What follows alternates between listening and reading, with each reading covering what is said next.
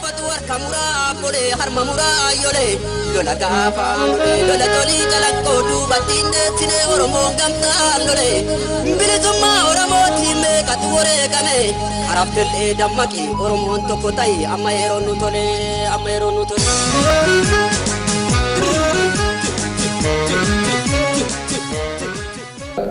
sagantaa keenya jalqabuudhaaf qophii har'aa kana kan isiniif qopheesse waldaa dargaggoo Oromoo Minisootaadhaa waan ta'eef itti aanaa dura taa'aa waldaa dargaggoo Oromoo Minisootaadhaa bika kanatti affeeree keessummoota keenyaan baga nagaan dhuftan akka jedhe Baayisaa Garbii.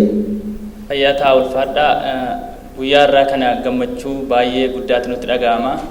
Keessummoonni keenya seenaa Oromoon bara durii keessatti dhiibbaa alagaa akka hin baanneef gochuudhaaf ofirraa qolachuudhaaf isaan godhaa turan har'a nu gidduutti argamanii seenaa sana nu ibsanii gara fuulduraatti immoo uummanni Oromoo kun akkamitti akka deemnu fedha isaanii ta'anii iddoo kanatti argamuudhaaf maqaa waldaa dargaggoodhaan guddaa goonee isaan galateeffanna. Kanatti aansuudhaan ni jalqabnaa jechuudha. Jalqabuun duratti Dubree Faatimaa Nuuroo iddoo kanatti dhuftee dubbataa keenya duraa Dr. Abbaas Haji Ganamoo isin wajjin wal barsiifte fayyataa. Akkam ooltan. Ani amma waa'ee seenaa Dr. Abbaas Haji isiniif himuu fi garuu saniin dura dhiifama guddaa isin gaafadha. Biography yookaan seenaa Dr. Abbaas Haji adduma argadhe sadarkaa barreeffama afaan Ingiliffaatiin amma afaan Ingiliffaatiin waan dubbachuu dhiifama guddaa isin gaafadha. Abbaas Haji Ganamo was born in Oromia, RC region, Ethiopia, where he attended both his primary and junior secondary school. After completing his secondary education in Asalla Comprehensive Secondary School, he joined the University of Addis Ababa, where he earned BA in history. He did all his graduate studies in France, MA and PhD in anthropology, as well as MPhil in political science and African studies at the University of Paris Pantheon-Sorbonne. His major research interest is the Oromo culture, history, society, and Ethiopia. His broader interests include the area of third world politics, societies, culture, African studies, peace and conflict studies. The current research is on identity politics and international conflict in the Horn of Africa, funded by Social Sciences and Humanities Research Council of Canada. He has extensively published both in French and English on Ethiopia, the Oromo, with the focus on the RC and the Great Lakes region of Africa, including the Rwandan genocide and the civil war in the DRC. He produced many technical and research reports devoted to conflict management, resolution, and peace building in the Horn and Central Africa. He also served as consultant of IGAD in 2001-2002. He has taught in various fields of African studies, politics, culture, and history, international relations and development, globalization, third world politics, and human rights at the University of Toronto, Ryerson, York, and Addis Ababa. Amaka Dr. Abbaas Haji Asiman Galatoma.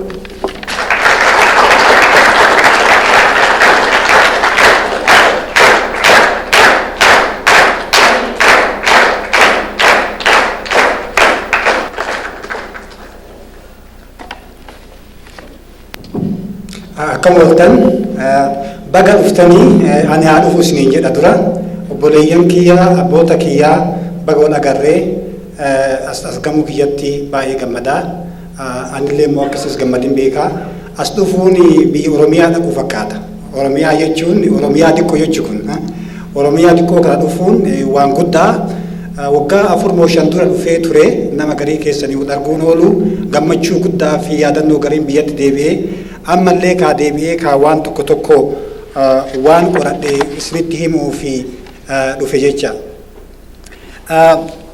Lammata wanni dura oduun calqame duratti dargaggoota kana warra nu yaame kana galatuu yaada. Maaliifi abdiin Oromoo isaani. Abdiin warri amma jiru waan hojjetellee hojjetu diqqaa hojjetee guddaa hojjetee of dura of dura abdiin Oromoo kennaa isaa waan ta'eef wanna isaan godhan kana af galateeffadha. Keessumatti walitti taree eda'oonii baay'ee galateeffaa I commend this effort. So thank you very much. Akkasumas immoo asitti argamuu kiyya Dr. Muhammad wajjin asitti argamuu kiyya baay'ee gammadaa. Dr. Muhammad Hassan isinin beeytanii nama dura numaraafuu karaa bane tokko isa taarika Oromootiin. Taarika Oromoo maappirra kakaa'ee dura isa. Akkuma beektan innis Finfinnee Yuunivarsiitii Finfinneetitti baratee oduu an achi seeniin dura waan haarii irratti katte waan amma isin dubbatu hedduu kana numartuu kan isa duuba dhufne waan kan arginaan biyya keenyatti katabuu jalqabne. Kana waan ta'eef Dr. Muhammadiin waan inni hojjeteef karaa numaraa dhuganuuf isa galateeffadha isaa wajjin asitti argamuutu danda'ama. Tokko akkuma reef jedhanii maaliif seenaa beekuu barbaanna? Seenaa maaliif beeka? Namni gariin maal jedhaa? Seenaa maal irraa godha tare gadaan dubbatina waan tare dubbatina waan minilik hin dubbatina waan ammaa dubbadhaa namaan jedhan. Wanni namaan galin yoo jiraate kaleessa yoon beekin irra beekuu hin danda'anii yoo irra beekin boru beekuu hin danda'an. Nummoo nama raagatii miti nama raagati raaguu hin danda'u. Boru dubbadhoo naan jettanii Tigreeni waggaa 30 turtii yoo jettan hin beekuu hin danda'u. Guyyaa 30 turtii naan jettan illee beekuu hin danda'u. Immoo waan qoradhe waan waggaa dabree isinitti himuu danda'a. Kun immoo waggaa baay'eetii qorataa ture. Waggaa baay'ee jechuun waggaa 25tiif gara waggaa 26ti.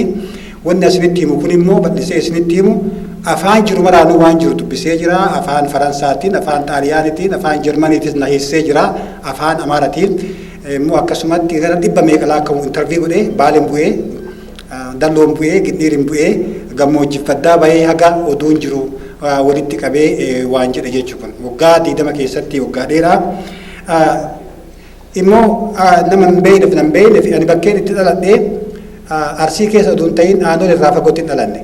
Aanoleen jechuun itti dhaladhee kiiloomeetirii 4-5 hin ta'u bakkeen sun. Waan harma muraaf harka muraa dhagaa guddadhe. Gaafa yuunivarsiitii seenu wanni isaan nutti himan uuma Minilikii fi Haayile Sillaasee yoo nutti himan malee wanni tokko hin jiru. Anis maal waan kana hin qoranne maaliif waan kana jennee natti dhagame keessaa. Internal feeling. Achirraa jalqabee haga ammaa waan sirriitti qorataa jira jecha. Lammata immoo maaliif waan histirii isinitti himna maaliif waan seenaa isinitti himna namicha tokkotu waan jedhe qabaa. Namni ka bilisummaa yoo mataan bilisummaa bahee jedha. Gramsci aniini the first thing to do to decolonize a country is to decolonize mind. Garee akka inni jedhutti if you colonize mind the body will follow. Kana waan ta'eef namni amma rakkoo nu qabnu mataan keenya seera Abisiiniyaa san jalaa waan bahiniif waan nama isaa nutti himan waan fudhannuuf mataa kana akka decolonize hagoonu yoo seenaa Oromoo sirriitti qajeelchinee isinitti himne jechuudha. Kanaafi waan jiru himuu barbaada. Karaa biraatiin immoo bal'isee isin hima waan hawlee isinitti dhufaa xiqqeessee bal'isee isinii hima. Harka muraa fi harka muraa dubbachuu dura jira. Maaliif harka muranii? Maaliif harka namaa bira harma muraa turanii yoo jennee gaafannu deebifnuuf isaan deebisan tokkichaa miti. Amaarri maal jedhan namicha tokko gaafadhe Gindhiirin bu'ee Qiba Sillaasee jedhaniini nama harka muraniif harma muru kana dhageettee gaafadhe. Harka muranii naan jedhe dhageettee naan dhaga'ee naan jedhe. Maaliif muranii jennaan algabbirin maale tadaa min iddaragnaan jedhe. Algabbirin maale min iddaragnaan jedha. Isaan biratti namni yoo gabbaruu dide harka muramuu isarra jira jechuudha. Fitana gastii isaaniiti. Akkuma isinitti ibsutti Oromoon akkana jechuudha ta'in isaan biratti aadaa isaaniiti nama isaan gabbaruu dide akkuma amma jaarsireef dubbatan kana kaajame kolaasuu kaajaman harka irraa muruu kaajaman harma irraa muruu karammaan itti mul'ate mala godhuun isaan biratti jira. Kana amma ana callaa miti Profeesarri isaanii qabee dur irraa calqabee himee jira. Lammata immoo wanni kun Oromoo Arsiitti irratti calqabamne Teediroos ka jedhamtu warra Walloo irratti calqabe.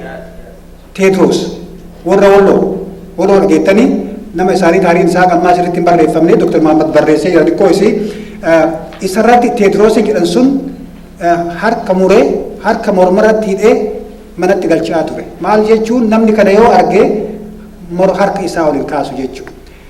Ka Minilikiin kun qaama biyya harka fixaa ture kun hidhaa ture isa biratti yoo san yoo inni achitti akkas harka godhu san isa jalaa baratee raawwatee biyya yoo deebi'u waan achitti harka nama muraasni Oromoo keessatti hojiirra oolchee jechuudha. Amma ka taarika yoo dubbannu amma akka warri dargaggeessaa kun yoo nu dhagayu frameworkii si dhiyeessa. Framework jechuun theoretical framework. Maalifi wanna kan akka itti understanding wanni si galuuf akka si godhu barbaachisa. What is my theoretical framework? Akkamitti theoretical framework jechuun namni tokko dubbii yoo dubbate karaa inni deemu argisiisa. Karaa akka deemu. Amma dubbii kanarraa ani akka jedhu wanni namni harka muraafii turaniif impaara ijaaruu fi impaara jechuun maal inni? Impaara jechuun maqaa arrabaati miti. Impaara maaliif jenna? Impaara jechuun waa sadii. Impaara jechuun mootummaa humnaan ijaaramtee dhiigan ijaaramtee jechuudha. Tokkoffaan isii mootummaa humnaan dhiigan ijaaramte. Lammata jechuun immoo mootummaa namni keessa jiru hin barbaanne ka humnaan walitti qabanii eeganii walitti bulchanii jechuudha. Impaara jechuun mootummaa namni keessa taa'u hin jaalanne biyya beet keessa taa'u hin jaalanne ka humnaan qabanii bulchan jechuudha. Sadaffaa immoo impaara jechuun biyya gosa gosaa ka qabdu ta'ee gosa kana keessa yoo mara gosuma tokkichatu bulcha jechuudha. Gosuma tokkicha bulcha. Abbaan fedhallee bulchitu gosuma tokko bulcha. Arfaffaan immoo ka impaayari tun hin baddii jedhan. Impaayari martuu hin baddii. Seerri impaayari Itoophiyaallee gaafa tokko baduun isii waan hin cinnee jechuudha. Impaayari hin baddii kun seera histiriiti. Gaafa tokko seerri impaayaraa hin badaa kunillee seera Itoophiyaatti hondoo hin danda'a. Yoo laaltan maaliif impaayara yoo taatan jettan amma akkasitti argisiisuu barbaannu Minilik dhiigan ijaaree, Teediroos dhiigan ijaaree humnaa walitti qaban jechuu kan isinitti barsiifnee aniif Dr. Mahammad illee isinitti argisiifna. Lammata immoo humnaan bitan nafxanyaan, malkanyaa hagasii asis akka humnaan bitan argitanii jirtan bakka mara waan bitu nama bitaa jiru akka humnaan bitan argitanii jirtanii humnaan bitan jechuu. A government based on force, not on consent. Karaa biraatiin immoo ummata kana nama tokkicha bitaa yoo jennu Itoophiyaan wanti impaara jechisiiftu Haayila Sillaaseen kufee, Mangistuun kufee, Mallassu jira yoo mara nama tokkicha gosa tokkicha bita. Waggaa 100 Amaara bite. Amma Tigire bita. Yoo isaan kufanis maybe kafruuf yoo Amaara deebitaan isaantu bita. Namni biraa bituu hin danda'u jechuudha. Isinii galee kana waan ta'eef warra dimokiraasiitti amantanoo jiraatti impaayaraaf dimokiraasiin hojii deemuu hin danda'u isinii jedha. Maalifi empire what isaan furan they don't accept social pluralism. They don't accept pluralism. They don't accept other ideas. Kuni waan demokrasi hojii waan hin deemneef warri empire kun oduu seerri isaa kun hin jijjiiramne empire kan oduu jijjiiramne demokrasi eega jedhee dubbatu kun abjuunatti fakkaata. Empire kun akkamitti seerri isaa badaa gaafii isinii kennuu hin danda'an. Isin martuu yaada keessan qabdanii oduu seerri empire jiru demokrasiin bakka tokkottuu hin ijaaramne Itoophiyaa keessatti illee ijaarachuu hin danda'u jira. Kan asirraa seekaa akkuma isiniin jedhe wanni ani isinitti ibsuu barbaadu kaa waan nu jennu callaa odoo hin ta'in wanna isaan jedhan illee barbaadna. Maaliif Amaarri mootummaan Itoophiyaa Oromoo qabsee cabsee bulchee yoo jennee gaafan deebiin isaan nu kennan kana. Wanni jedhu tokko wanni jedhanii nutti himanii Oromoon of bituu hin dandayu nama isaan bitu barbaachisaa jedhan. Nama isaan bitu barbaachisaa jedhanii dubbatan. Lammata ka jedhan immoo kun maal jedhan? There is a force needed to unite the Oromo in one state jedhan. Oromoon gosa gosaa waan jirtuuf Itoophiyaa barbaachisa. Kana ka jedhu Masaay ka jedhan tokkotu akkas jedhan.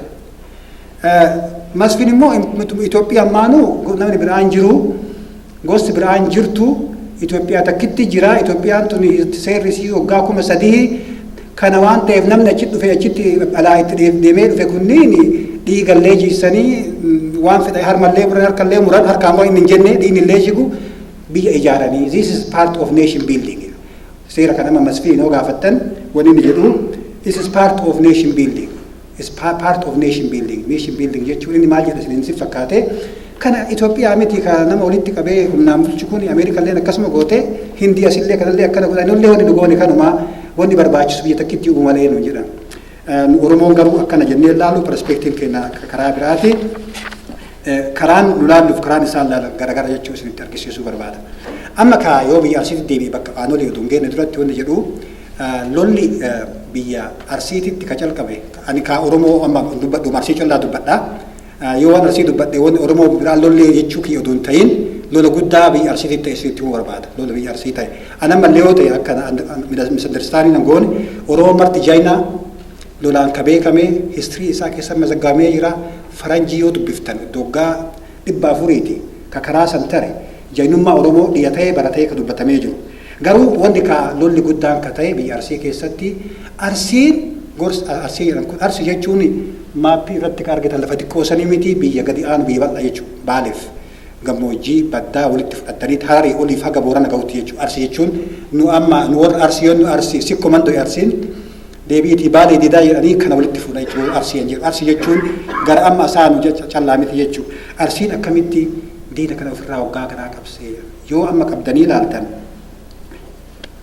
yoo waan ajaa'ibaati arsiin namni tokko politish kan jedhan tokko arsiin nama miliyoona tokko onnoo baasedha loltu miliyoona tokko Salviyaakin jedhan tokko nama 100,000 addarratti walitti yaasan jedhan jechuun kun ka argisiisu organizationii qabaachuu isaanii argisiisa humna qabaachuu isaanii argisiisa mootummallee dhaban mootummaa akka Amaarallee dhaban seerri isaanii murtiin isaanii ittiin bilcha guddaa ta'uu isaa argisiisa kana akkamitti arsiin qabachuu danda'ee kana akkamitti ofirraa deebisuu danda'ee isa silbadhisee dubbadhaa lolli kaaka calqabee biyya Shawaatirraa calqabanii Shawaa jechuun amma ka Oromoo fi Dr. Mahammad Bal'isee barreessee waan kanarratti haga waggaa 400 wallolaa turanii daarii lamaanitti wallaa turanii wallolallee turanii kana yoomini lekka'u kaa'amma Oromoon akkuma jirtutti cabdee kana wanni cabsee jedhu Asma Giyoorgis kan jedhamu tokko wanni jedhu ka Asma Giyoorgisiin kun wanni jedhu waggaa 4 Oromoo fi Amaara olaaloon malee kakkaatee ka bulchu minilikii callaate maaliif Oromoo bulchuu danda'e akkamitti qabachuu danda'e kana bal'ifnee dubbadha jechuudha.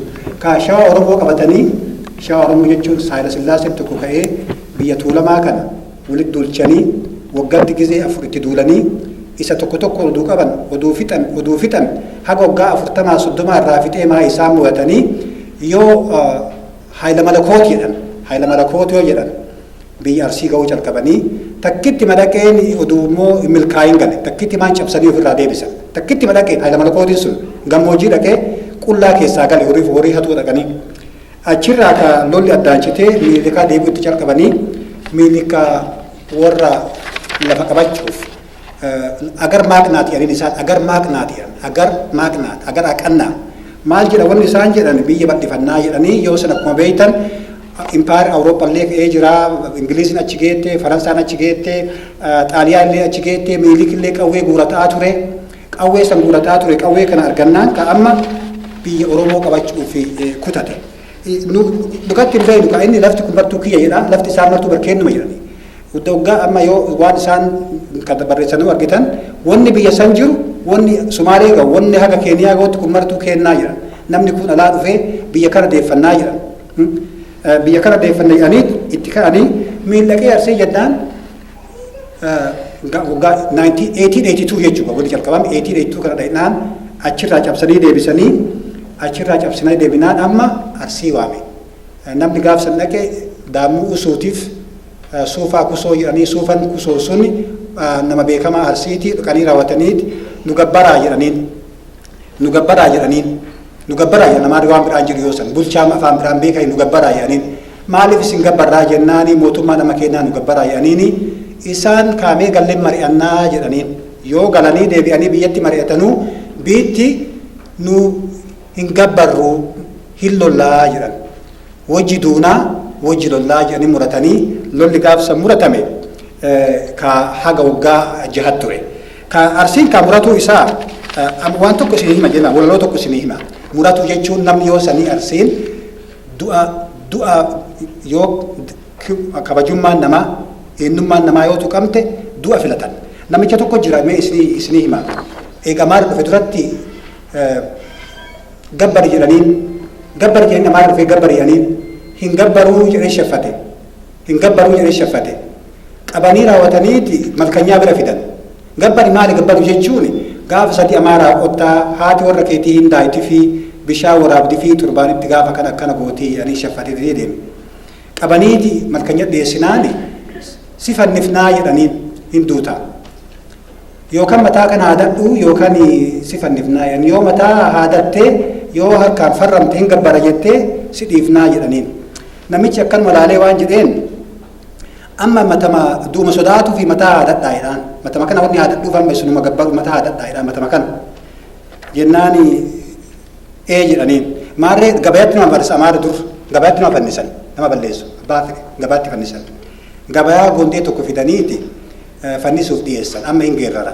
Amma beekaa waan itti agartanii waan sijoolee haadaniif du'a yaadanii lubbuu jaariin ajjeesu kajaaranii du'u maal du'a sodaatanii agartanii matama haadadhu yanii beeytanii matama kana haadachuu mannaa du'a fidhate agartanii amaara diinni mataa keenarraa haadee jechuu mannaa lama agartanii waan sijoolee haadaniif du'a yaadanii lubbuu jaariin ajjeesu kajaaranii du'u maal du'a sodaatanii maal lola sodaatanii jedha. Kun akka argisu namichi gubaa tokko godhuu hin danda'u mootummaa garagalchee hin danda'u garaa isaa akka muratee dignitii isaati matama isaa haaddiin irra haaduu mannaa du'u san irra wayya san filate. Kun agartee wanni akkanaa kun baay'eetu jira namni akkuma jirutti wal guuree lolatti qajeele. Kan akkuma isiniin jedhe Arsiin bal'isee keessatti isinitti himuun barbaadu haga waggaa shanii jechuun marraan dura jalqabaniin 1882 oduwaa tokko gudin deebi'an. Lammata immoo deebi'an 1882 oduwaa tokko gudin deebi'an horii callaa irraa muratanii gaafa lammata immoo deebi'anis akkasumatti deebi'an. Ka maayii ka haadhuu malee namni wanni ajaa'ibaa yoo argisiiftan 1885-84tti albasotti marsanii wataadara amaaraa halkan tokkicha nama 2000 ajjeesan. 2000 halkan tokkicha 2000 jechuun ka isinii haa galu yoo san jara kun qawwee qabu namatti marsaniiti albasoon namni beeytanii lafa addaatitti marsanii namni 2000 gaaf tokkichaan 2000 namni gariin 5000 jedhaa soorsiin gariin 5000 ajjeesanii ka akkuma dhageettan ari'anii Minilikiin deebisanii doddota keessatti jaatanee bultuun ka jedhan fa'a nama hedduu jira namni gurguddaan yoo sanii Minilikiin qari'anii nagaarixa irraa fixanii harkumaan qabuu qaadii jala dheessee ba'e. Gizee sadaffaa dheessee jalaa deebi'e. Achirraa dabranii deebi'anii haga 86 ga'utti waggaan itti duulanii lafa midhaan irraa guuratanii nama irraa qabanii maayii fixanii eega deemee gale boo deemanii yoon dhugaan azuuleen amma wanni isinitti himuu barbaadu aanolee wanni mararraa guddaa taateef nama du'ee miti nama murame namni kumaa'ottu murame azuuletti nama 12 du'e azuule jechuun injifannoo jedhaniini nama du'ee miti kaa histirii Oromoo keessatti ta'e histirii koloniyaalizimii keessatti ta'e namni beera irraa mure arginee hin beeknu harma irraa mure beera jechuun this is the last cowardice in human history amma seera Faransaan biyya qaqqabat turte Beeljiyeemiin Ingiliiz illee nama maraa qabat turte nama harma irraa mure beera arginee hin beeknu wanni aanolee dura dungaa'in lolli guddaan ka ture azuuletti gadoo albasoo ta'uuf marsanii qilee keessatti halkan tokkichaan namni 12,000 dhume isinii haa galu 12,000 kunni waan kijibaa miti nama tokko reeffiin laakkaame reeffi nama kana tokkoon laakkaan namni 12,000 dhume kanallee jennaan Arsiin gabbaruu dide ka namni kaakaa argate Arsiin hiree ka qabu keessaa nama akka leenjisoo fa'aa argate leenjisoo diigaa dhaga'uun ooltanii ka wanni Arsiin haga san qabuu dandeettiif leenjisoo diigatiif nama biraa kaakaa jaayina ka maqaa malaakka'ee hin dandeenye kunniin jara jedhee rakkifnaan amma waan godha dhaban gaafa kaan maal godhanii Arsiin hin gabbaruu yoo akkanan godhinni yoo harkan murin lolli kun itti sufaa jedhanii yaadan maal godhan ka bakka amma argisiiftan kana gammoojii jalatti waamanii nama gugurdaaf diqqaa guddaa beera walitti qabanii koottaa nagaa goonaa walitti nagaa araaramnanii waamanii qilee keessatti marsanii qilee garaa tokkoon cufanii karaa itti seenan callaa dhiisanii karaa itti seenan callaa itti seessanii nama tokkicha seene tokko lamaan kun ka dura seene kaan hin argu ka dabre ka dura murame harkatti morma hidhanii gadhiisan beerri maayii dhuftellee harma irraa muranii morma hidhanii gadhiisan ka biraa ka dhufus akkasumatti godhee namni haga laakkaan beekamne dhugatti waan haga nama laakkaan beekne namni tokkichi ka laakkee gaafsan jiru kuma lama ta'uu hin danda'a kuma dhibba tokko sha'uu hin danda'a namni achi dhaqe namni biyya namni jabaa nama jaayinaa waamaa fi daarii dhufanii warri achi dhaqe tokkichi oduu dafin ka harka mirgaa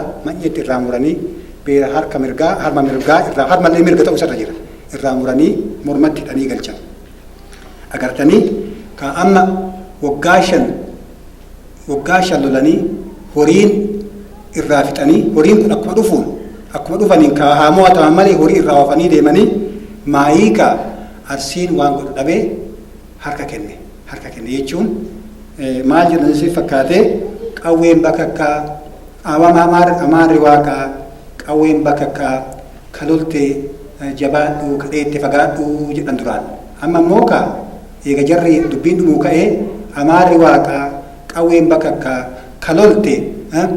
kalolte jabaadhu ka gabbarte jabaadhu kalolte fagaadhu kadheette fagaadhu kalolte gabbara jedhaniin warra loltoonni jiraan jiru beektanii kun resolution wanti dimokiraasiin Oromoo isinitti ajaa'ibsu gaafa tokko murataniiti wajji duunaanii itti seenan lola kana namni tokkichi keessaan hafne wanni si ajaa'isu maaliif beera murtan jettanii yoo na gaafattan beerri Cilaaloo keessatti Cilaaloo namichi tokko hin jira Antiyonetti jedhaniin gaafa tokko miilikii wajji deemee beerri Cilaaloo keessatti Albasoo keessatti Amaara fardaa fixaa turteedhaan namni tokkichi hafne maaliif yoo jettanii arsiin horii tursiisa horii yoo sirraa fudhatan maaltu hafa akkuma jirti ofatanii jedhan beeraa maaltu hafa gaachee namaati horiin namaa beerris wanni itti ka'aniif Amaara fixaa turte itti babaatee fardumaan kuni waan ani katabee miti waan namichi xaaliyaanii gaaf tokko jiru Albasoo keessatti itti horde wanti jiru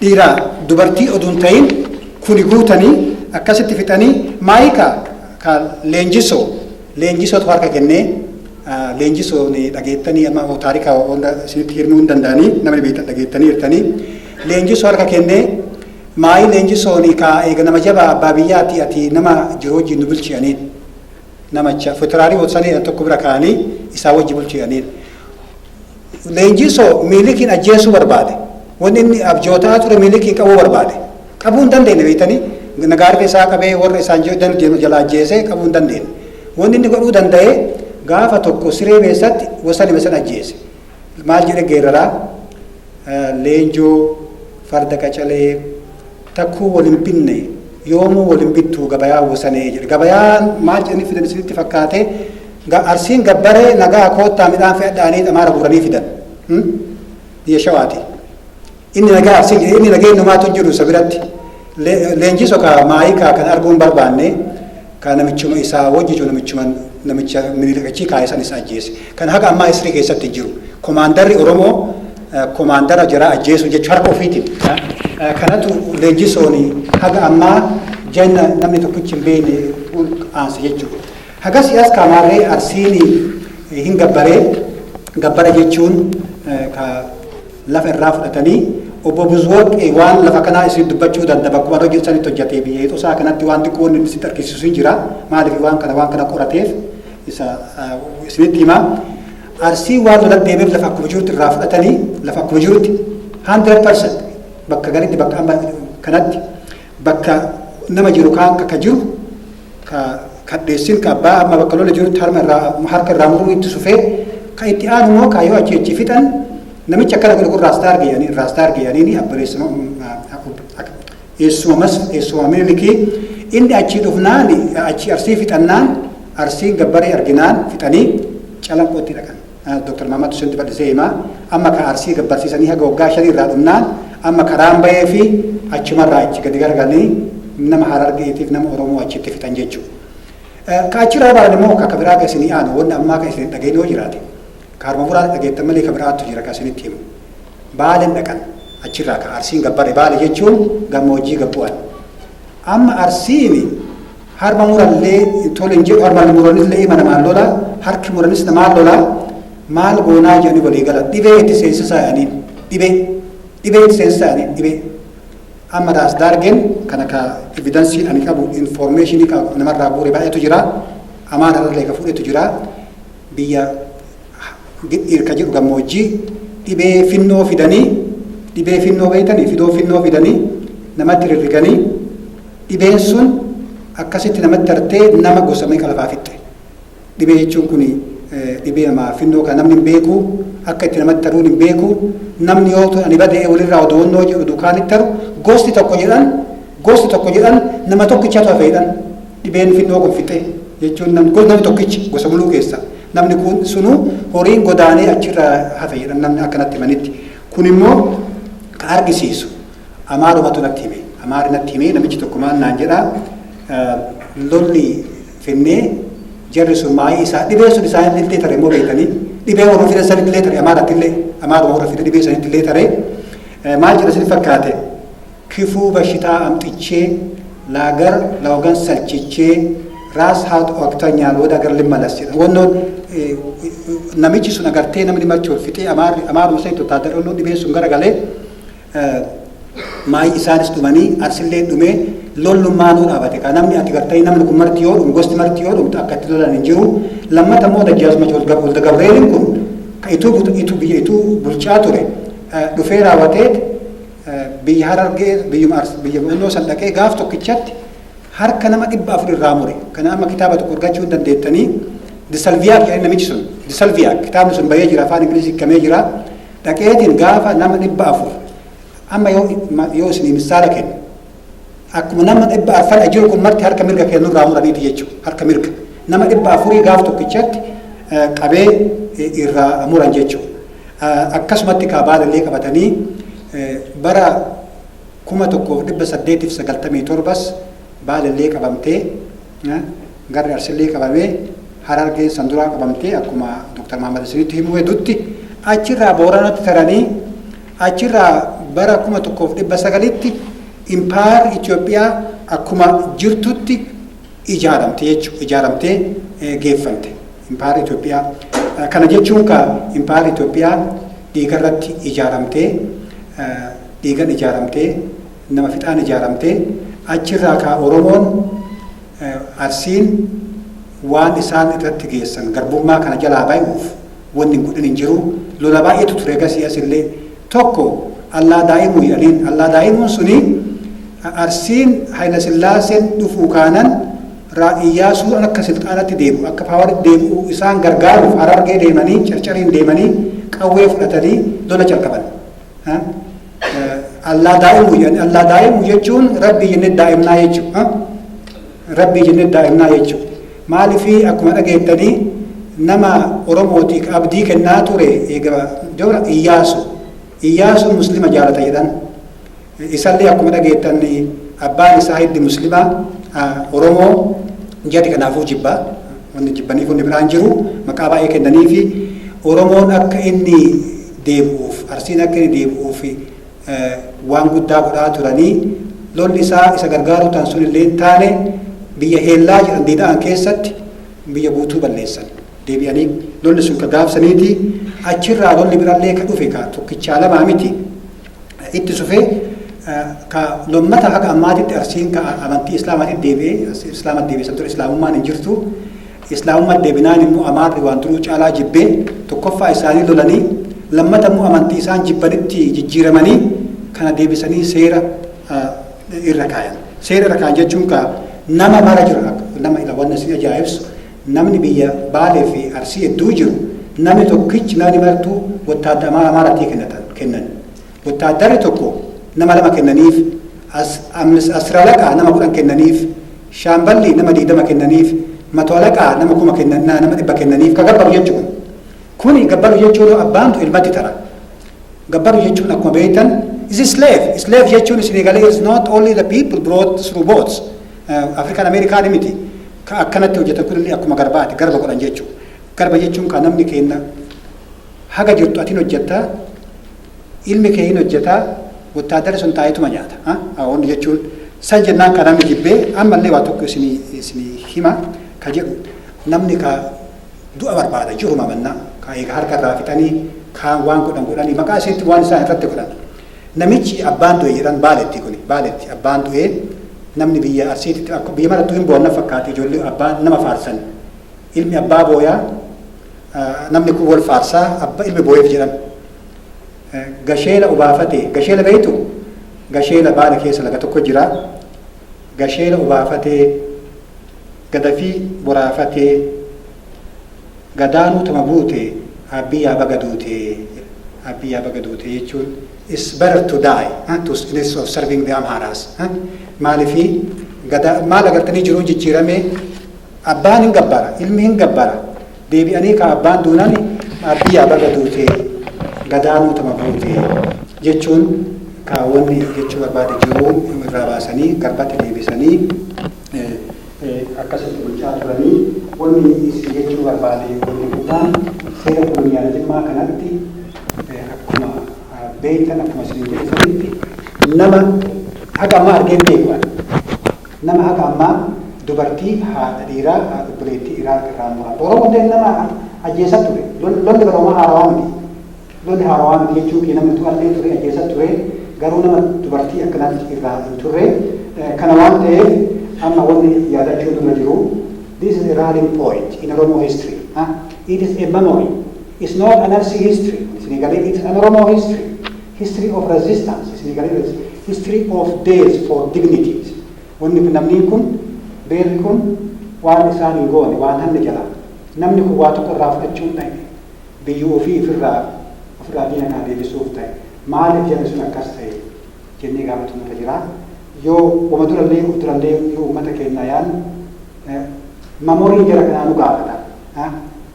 In order to have to think about these people who were sacrificed wanni kitimaa ka ta'eef wanna biraa goone biyya ofii defendii godhuufi jedhanii maayii kaasiin lolli asii gurguddaates akkasitti dhufee namni addaan boodamuu calqabee horiin hin dhumee barri hin dhufee lolli kun immoo sodaachisee akkasitti gabbarsiisanii harki aanolee fi harka muraa aanolee jedhan kun baay'ina namaatiif oduu guddaayin azuleen hin gahu azuleen nama 12 kummeebii nama 12 ta'a namni suni garii isaa akkuma isaa reetiidhan tokko namni baay'ee jiraatu na baay'ee natti ani argine mataa kiyya ijoollee waan ta'eef namni gosti garii harka akkana argisiisaa jaartii jedhan kun namatti yoo deeman kun harka irraa muran gaafsa muran harka irraa muran san akkasitti argisiisaa turan jedhan nama harma bol beerri laa hin laatu namni garii katu jira beekani bakka du'e ka harka irraa muran sun katu itee katu jira hin beekamu namni yoo san infekshinii ajjeesuu danda'a akkasitti jedhanii amma mooqa isaa wanni beekuu dura jiru histirii kan isaan hin katabne histirii gaafa ibsanii isaan histirii meeqee akkasitti xaaliyaanii mo'atee nutti himaa turan malee histirii namni akka kaanitti himne amma illee jiru yaadata kana yaadannu walaaraa siifnu waan akka geettaniif isin galateeffadhaa qabsoo yeroo baay'ee yoo gaafatan gaafattan immoo akka nama jira nama gaafa jeeree nama isarra jira asirratti isin dhaabee yoo gaafii na qabaattanii fi ibsa tokko isin kennuun jira galatoomaa isin jedhaa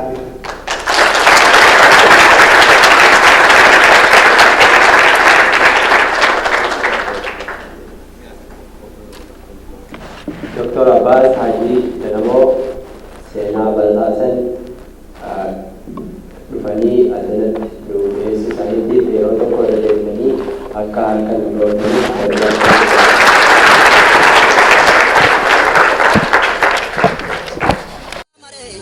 seenaan irraafatu harka muraa bolee harma muraa yolee lola gaafa lola tolii calaqqoo duubattiin deessine oromoon gamtaan lolee bilisummaa oromootiin meeqatu wareegame haraftellee dammaqi oromoon tokko ta'i amma yeroon nu tole.